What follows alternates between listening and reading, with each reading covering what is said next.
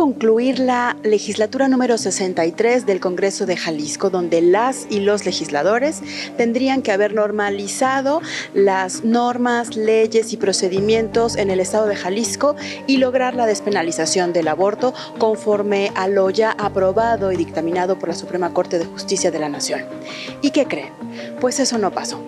Existen pocas probabilidades de que al menos en el 2024 quede debidamente despenalizada la acción de las mujeres por determinar sobre su cuerpo y emprender la interrupción de un embarazo, deseado o no deseado, en cualquier semana que así se decida.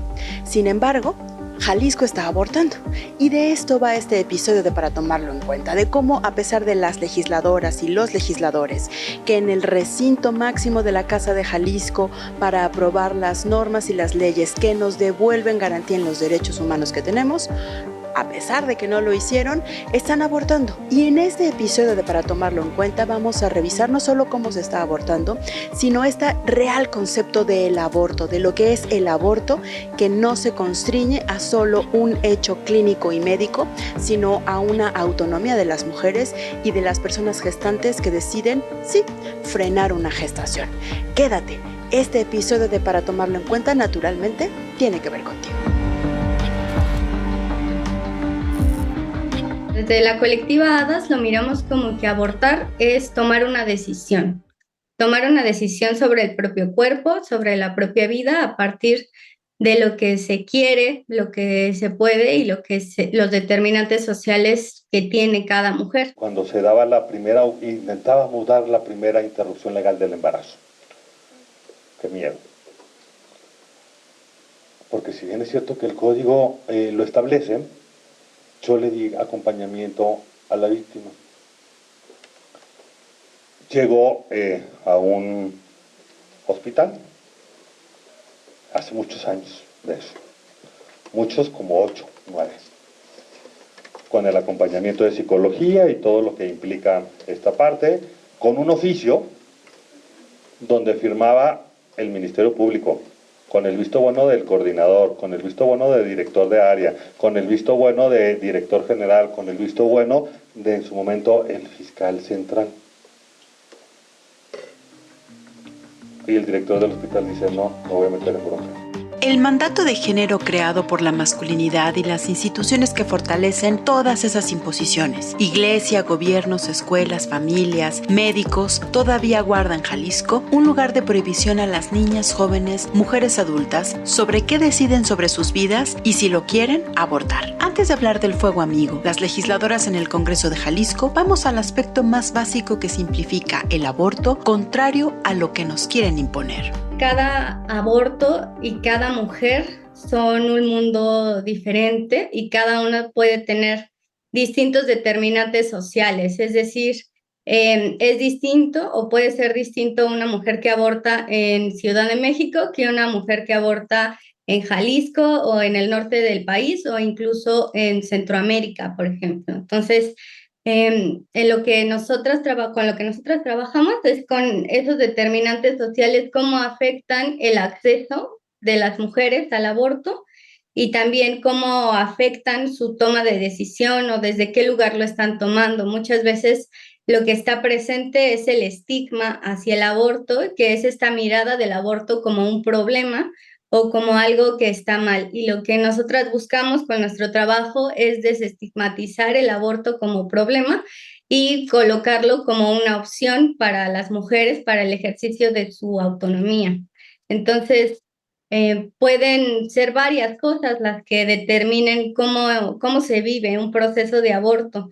Puede ser cuestiones de la legalidad, del acceso, de que haya estigma en su contexto, es decir, que las personas más cercanas estén en contra del aborto, no lo acepten, no lo reconozcan como una opción viable y entonces se aísle a la mujer, o por el contrario, que las personas más cercanas pues acompañen y sean figuras que pues que abrazan la decisión de la mujer o la persona gestante que va a abortar.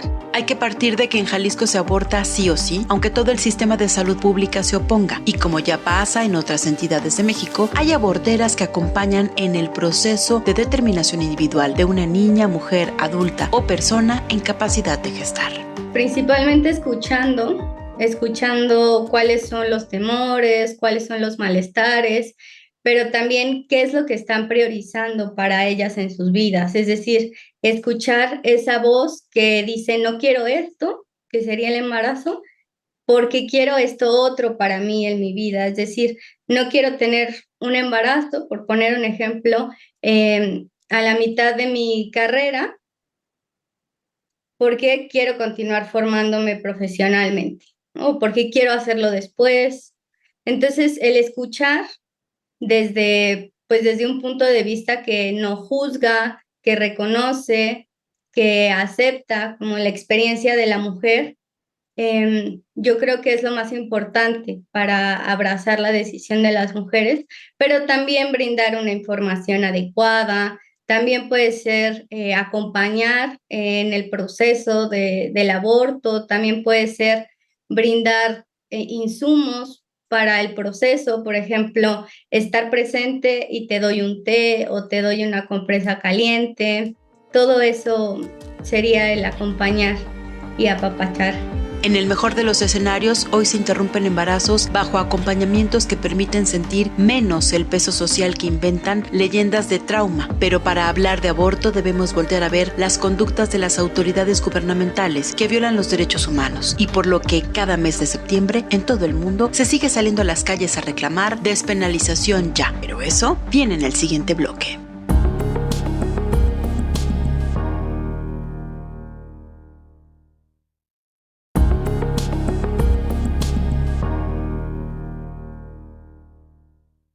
$59 días y quedará congelado, eso es la incógnita en el aire. Sin embargo, en el episodio que estamos viendo de Para Tomarlo en Cuenta, estamos llegando a las conclusiones de expertas en acompañamiento psicológico post-aborto. Estamos hablando con hadas, estamos revisando tesis de maestría al respecto y esto naturalmente tiene que ver contigo.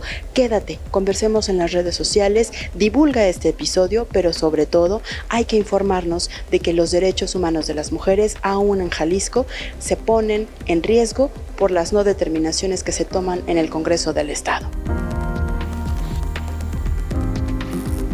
En el Congreso de Jalisco recién se celebró un foro para presionar el cumplimiento de lo que determinó la Suprema Corte de Justicia de la Nación y una resolución de un tribunal colegiado para armonizar, como dicen los abogados, las leyes, reglas y códigos, que nadie impide el aborto ni lo nombre un crimen. La sorpresa del foro no la dieron las diputadas, fue un servidor de la Fiscalía del Estado de Jalisco que exhibió sin pudor cómo violan derechos humanos las instancias de gobierno que deben proteger a las mujeres, prevenir delitos de tipo sexual e interrumpir embarazos no deseados. La importancia de las palabras en la redacción, en la norma, porque vamos a ver más adelante donde nos daba el parteaguas y obviamente pues por ahí decía, no, pues considerará, bueno, si yo lo considero y si no, pues bueno.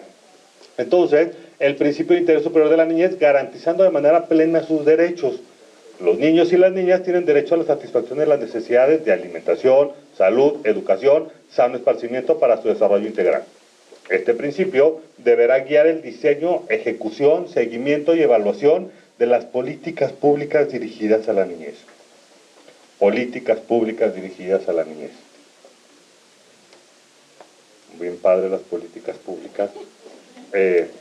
¿Por qué? Porque derivado de, y siempre lo menciono, la Fiscalía somos los últimos en entrar. ¿Por qué? Porque es donde ya obviamente se advirtió una falla en algún parte del sistema, donde ya una niña, un niño fue abusado, fue maltratado, fue vulnerado en sus derechos. Cipina, buen día. Que trabajamos muy de la mano, ¿sí me explico? Entonces nosotros ya actuamos cuando ya está la niña, el niño maltratado, abusada sexualmente. Y ya tenemos que entrar como Procuración de Justicia para garantizar el acceso a la justicia. Cuando ya le fue violentado el acceso a la educación, el acceso a la salud, a la alimentación, a la vivienda, incluso hasta el propio nombre. Porque hemos llegado a tener niñas, niños que ni siquiera están registrados. y que es un derecho humano de todas las niñas. Adelante, por favor. ¿Cuál es la determinación? Y es el procedimiento para aplicar el principio en un caso concreto, de acuerdo al Comité de los Derechos del Niño en la observación general número 14. ¿Cuál es la evaluación? La circunstancia específica de la vida de cada niña, niño o adolescente para observar qué medida tiene acceso al goce y ejercicio de sus derechos y habrá de efectuarse de acuerdo a la luz de los principios del Comité de los Derechos del Niño y a la no discriminación, a la vivienda, a la supervivencia, al desarrollo y a ser escuchados. Aquí es bien importante porque todas creemos, y hablaban hace un momento en el evento inaugural, evitarnos el adultocentrismo. Creemos que nosotros seguimos queriendo tener derecho sobre la decisión de las niñas o las adolescentes. No. Ellos tienen la capacidad de decidir. Y el hecho de que yo sea su mamá, de que yo sea su papá, no le puedo obligar a hacer lo que yo considere, porque así me educaron, porque así me formaron. Hay que recordar que tenemos los micromachismos. Recién, ese adultocentrismo obligó a una niña de 12 años, originaria de la cultura birrárica, a no abortar aquí, sino tener que ir a la Ciudad de México contra lo que determina la norma mexicana 046. Este fin de semana, sábado, 10 de la noche, me hablaban de un colectivo donde había una situación de una niña en posible riesgo. Me hacen llegar una serie de videos. En ese momento mando a la unidad y logramos rescatar a la niña. Y la verdad es que también agradezco a las colectivas, porque sin ellas yo no me hubiera dado cuenta. Pero ¿qué creen? En el video se ve una policía municipal, se ve una psicóloga, y no hicieron absolutamente nada, ni tampoco me pidieron mando y conducción. Hay una omisión, sí, grave, por supuesto, y está documentado en video. Y más allá, el generador de la violencia estaba violentando a la madre en ese momento. Había flagrancia y tampoco lo detuvieron.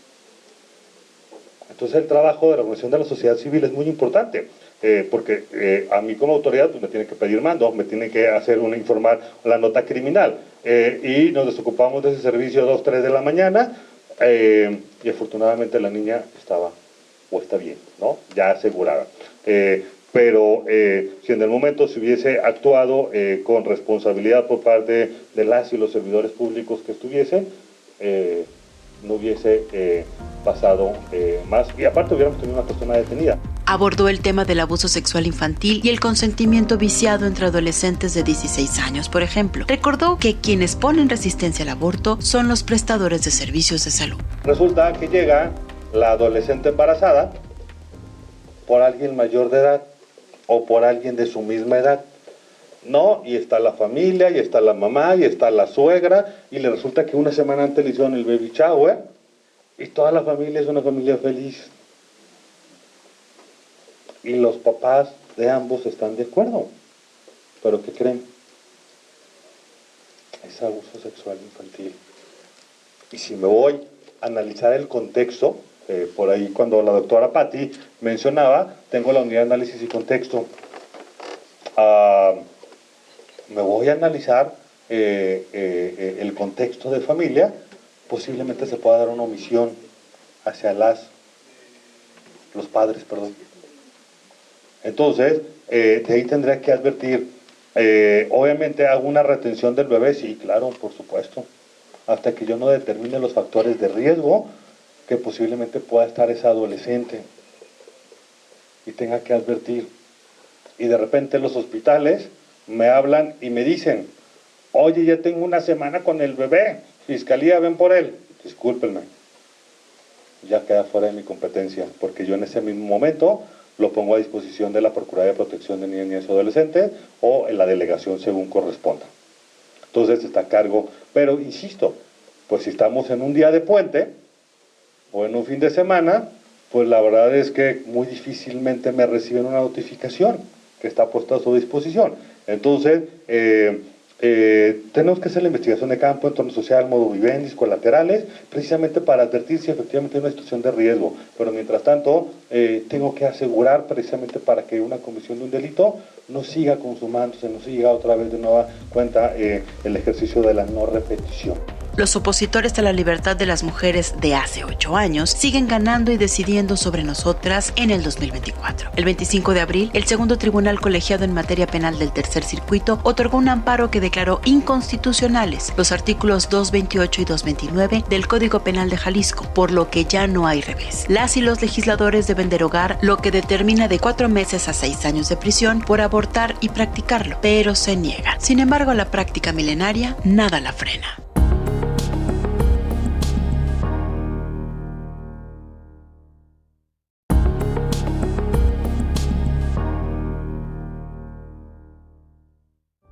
Estas son algunas de las diputadas de diversas legislaturas en el Congreso de Jalisco que no lograron impedir que el machismo, las presiones políticas y también las de grupos pro vida religiosos impidieran el libre acceso a una vida libre de violencia, que impidieran la despenalización del aborto. Estamos a 59 días de que acabe la legislatura número 63 y en este episodio de Para Tomarlo en Cuenta estamos revisando cómo en Jalisco sí se está abortando, cómo las aborteras se organizan y cómo el aborto es algo más que un ejercicio médico y clínico, sino es el acceso a un paquete amplio de derechos humanos que se le han impedido a las mujeres y a las personas gestantes. Estamos casi llegando a las conclusiones y aunque la legislatura queda congelada, esto tiene que ver contigo.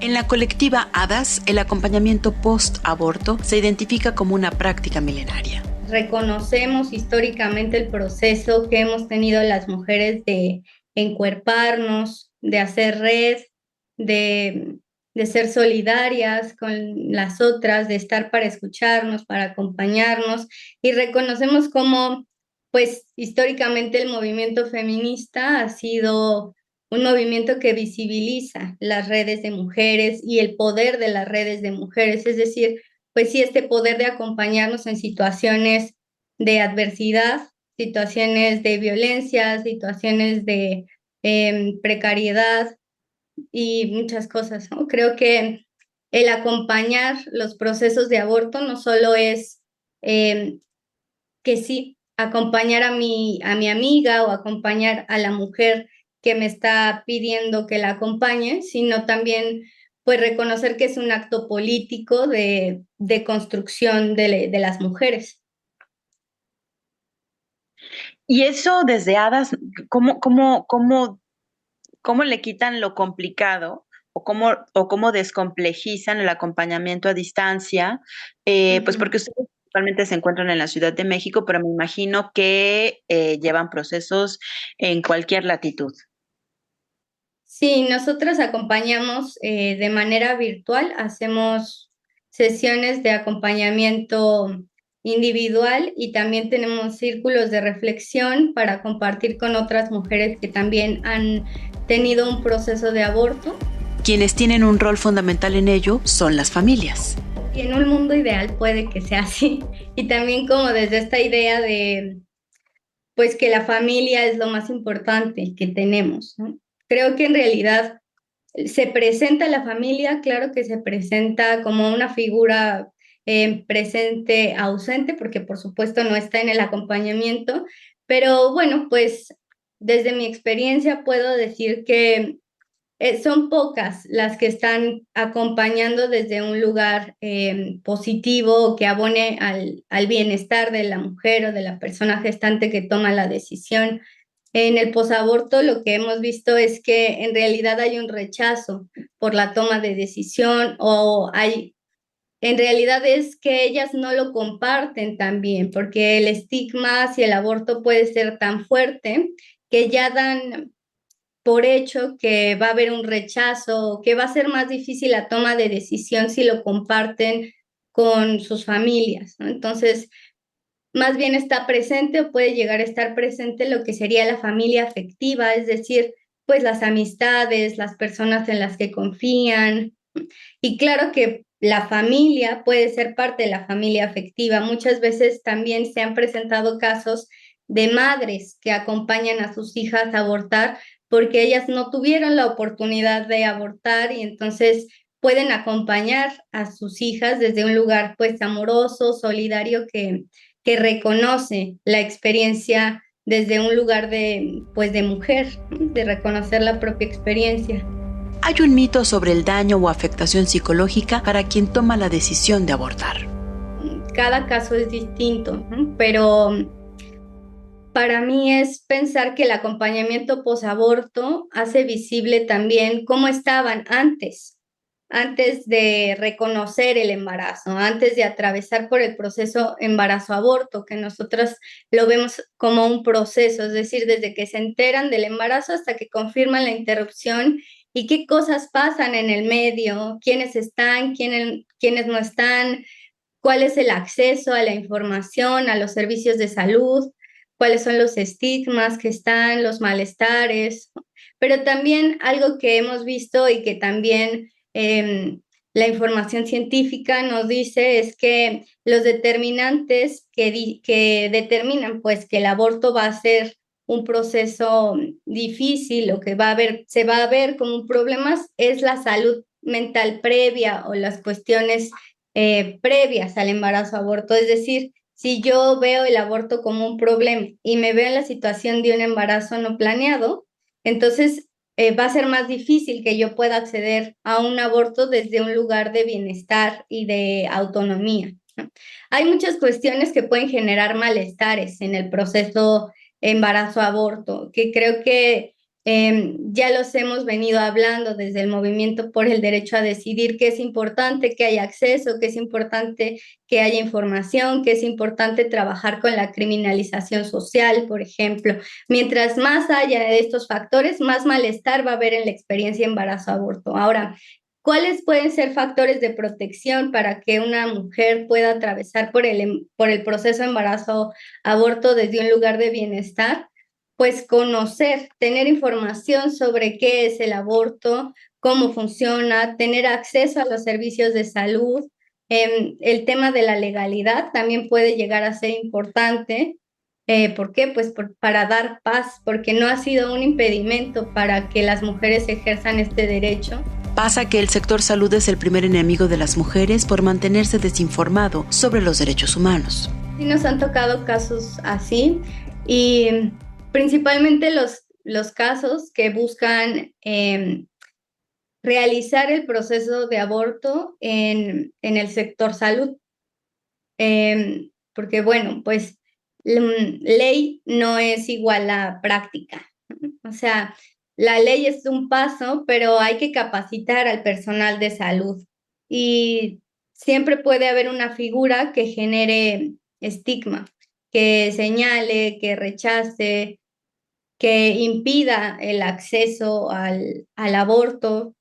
Entonces, sí, es algo común y que se presenta, te digo, justo cuando las mujeres vienen de buscar atención en el sector público, principalmente. Y pues creo que eso lo que nos pone enfrente es la necesidad de capacitar al personal que atiende las clínicas, de tener más acceso, de que tengan los conocimientos, las habilidades también, que estén actualizados en los procedimientos.